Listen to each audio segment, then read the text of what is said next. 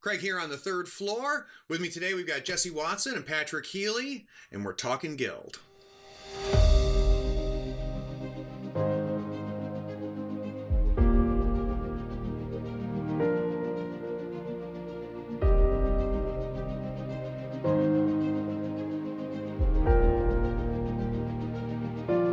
Quick disclaimer, when filming this, it was in the open beta, so some of the details may change. Enjoy. Let's talk Cornelius Basse, one of the newest masters to hit Guild. He's got him and his Frontier crew. If I'm bringing Cornelius to the table, what am I expecting him to do? You're expecting to decide what the table's going to look like turn one. First off, they come with Home on the Range, which allows them to, for each model with Home on the Range, all models that have it will get +1. So if I have 4 models with Home on the Range, those 4 models each get +1 inch to their deployment. So Beyond those 4 models, if the deployment is 8, those 4 models get to deploy at 12. Interesting. If I have 8 models with Home on the Range, they're going to get an 8-inch boost. So they're starting practically on the center line for standard deployment. They also have a lot of models. Well, they have 2 models that they can have a lot of that are from the shadows, where they can deploy 6 inches out of the enemy's deployment zone. So you could actually ring the enemy's starting deployment zone with clockwork traps, which means you're deciding turn 1 what your opponent's doing. Now, is there anything in particular other than what you just mentioned, is there something else that Cornelius does to kind of take advantage of that? So as the leader of a crew that has that functionality? Well, he manipulates terrain, so he can produce a hazardous terrain, or severe terrain. I don't remember if it's hazardous right now, but he creates a terrain marker. He gets different abilities based off that. So anywhere he's near terrain, he gets cover. And then he has some attacks that do damage based off cover, which I want to call out. One of them has a Dune reference in it, which is just amazing. That's good. that has to be called out. Yeah. So he has that, and he's a master of terrain too. So he likes severe terrain. He likes making terrain. He likes being in terrain. So he works very well with all of that kind of stuff. So where does he fall in kind of the support versus damage dealing matrix? Is he a support master? What kind of master is he? So on the table, he's going to be doing damage. He has a minor support heal ability that he can use on his friendlies. Mm-hmm. But he's basically there for using his shotgun. Yes. Or if you're in some of the terrain that he and his entire team can create, he has a nice secondary ability, which is handing out negative statuses and damage as well. Yes. But he's there to kill things. Mm-hmm. All right. That's Cornelius. So a Frontier crew. Cornelius is going to bring Frontier models. What does a Frontier crew look like? It's going to be a mix of models in your face at the beginning of the game, controlling you, and a good bit of damage. Okay. So you have clockwork traps from the shadows, basically pushing into you immediately, slowing you down, giving out slow, just being annoying and tying you up. Mm-hmm. So I'm seeing 2 abilities on a lot of family models. I'm seeing Home on the Range, which we've already talked about. Talk to me about favorable terrain. So this combines, it's an important ability for this list because their big thing is kick up dust. Okay. So they're placing these 50 millimeter severe markers. This is part of how they're not only placing up in advance with Home on the Range, but then controlling the field with your options. Where can you even go without dealing with their terrain in some way? Mm-hmm. And then with favorable terrain, they don't mind. They don't mind their own dust. That's not a problem. In fact, they get bonuses for it. It's handing out cover if they're even near it. Yeah. Interesting. Okay.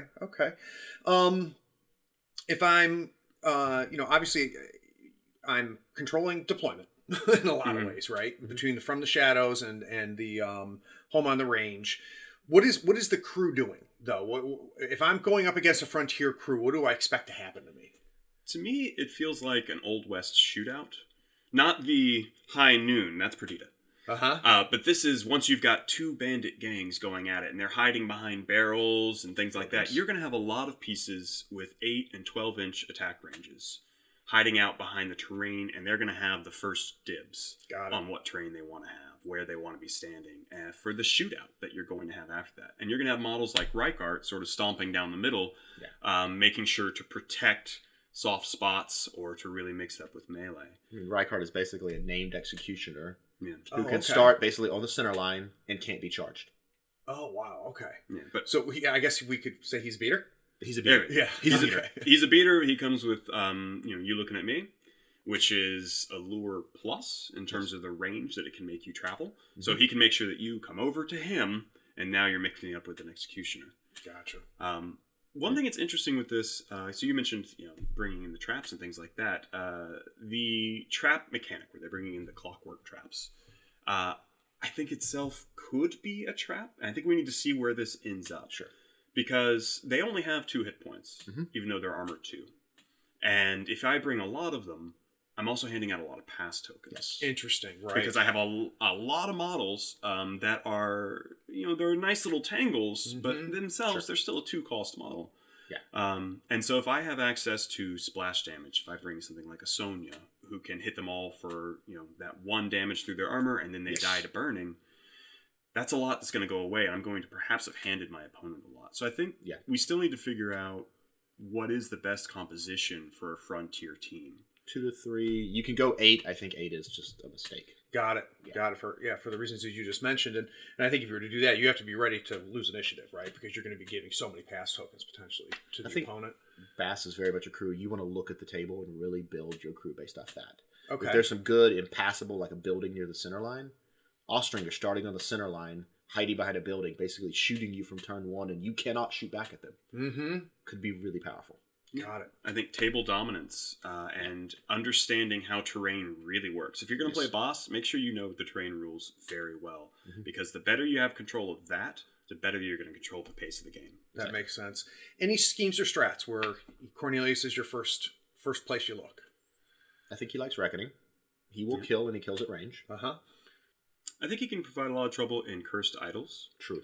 Because he can get to that center line and dominate the zones where the idols will drop. He will be there. And he will already be there. Yeah, and make it very expensive because, we know the places it can land. Right. And he can make it very expensive for you to get to those places. Interesting. Okay, good. What is he scared of? So what does a Frontier crew not want to see on the other side of the table? Fast melee crew. Okay. Yeah. Because it's going to close that range. Yeah. If he's gonna be in your face anyway, and if you can close that 8 to 12 inches of range and get into melee with them, they will crumble. Got it. Yeah. A Nephilim crew that's got flight for teleporting over all of that terrain and getting into melee. Also models that are just going to ignore cover, concealment, severe, which a lot of sniper type models can do. Might be able to hit from farther away. Because even though this is a shootout crew, they don't have as much of the traditional sniper qualities. They're not going to hit you from 24 inches away through a wall. They've got to get within 8 or 12 to really do what they want. They're like a mid-range crew almost. Yeah. And how about his totem? Does his totem bring anything to the table? Bernadette. She makes more terrain. Okay. She has the King of Dust model as well. She makes more terrain. She's in activation. Beyond that, I'm not seeing a lot on there right now. But this is also a completely new master, new crew. So it's going to take some time to figure out, I think. And he's very different. I think he has a very high skill curve. Interesting. And that's going to tie into the whole crew there. I think one thing interesting about Bernadette, though, is she does give you another access to you looking at me. Oh, okay. So she has another, if you're trying to protect a certain model, my opponent is trying to protect a certain model or keep it just out of range or something like that, she's another way to pull that in. But she's exposing herself as a low defense, squishy thing. She is hard to kill, correct? Does she? She does have hard to kill. She does have hard to kill. I'm going to use the cheat sheet. I'm looking right here. She does have hard to kill. Okay, so she does have hard to kill. That helps. She'll take a bit of a hit. So talk to me about any versatile models you think of when you're putting together a Frontier crew. It's guild, so we need to call it the effigy. Okay. Yeah. And what's the effigy doing for the crew? Healing. Got it. That nice little aura. I mean, when you're sitting back and plinking enemy models and then healing off that as well, it just means that the only way they're going to take you out is by closing and meleeing you. You're not. It's going to make it very hard to outrange certain models in their crew. And at this point, is there any out of faction Frontier models? Not that I know of. Well, there's there's Paul Crockett over in the Arcanist. Okay. Not entirely sure what to do with him yet. I think he's still trying to find his place again. This is a theme that's new. Yeah. But I think he could serve more of as I recall, he does more melee. Yeah. But yeah, he can mix it up with his axe. Yeah. I mean, from experience, it takes almost a year for everybody to figure out new masters and new crews. I mean, you look at previous editions, and there was more than a few masters that everybody thought were nothing, and a year later they dominated, right? Exactly. And then vice versa. So it'll be interesting to see kind of how he develops. It will be. Yeah. So that's Cornelius and the Frontier.